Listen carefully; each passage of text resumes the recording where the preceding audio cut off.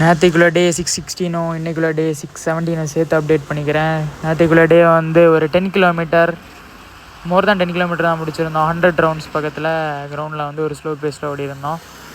அதுக்கப்புறமா ஸோ இன்றைக்கி டே வந்து 617. இன்றைக்கி டே வந்து காலையிலே கொஞ்சம் ஒர்க் அவுட்ஸ் எல்லாம் முடிச்சுட்டு ஈவினிங் வரைக்கும் சரியான தூக்கம். போயிட்டு தங்கச்சியெல்லாம் விட்டு நல்லா தூங்கிட்டு திரும்பவும் சாப்பிடாமல் திரும்பவும் தூங்கிட்டு அதுக்கப்புறம் ஈவினிங் தங்கச்சியை அப்படியே பிக்கப் பண்ணிவிட்டு நைட்டு ஒரு 10 கிலோமீட்டர் ரன் இருக்குன்னு அப்படியே ஒரு மைண்ட் செட்டில் 10 கிலோமீட்டர் ரன்னுக்காண்டி வெயிட் பண்ணிகிட்டு இருந்தோம்.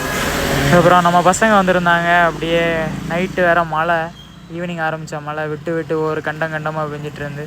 ஸோ இன்றைக்கும் ஸ்லோ பேஸில் தான் ஓட போகிறோம்னு நினச்சிட்டு இருந்தோம். அதே மாதிரி ஸ்லோ பேஸ் தான். நான் முடிஞ்ச அளவு எஃபோர்ட்டு போட்டோம்.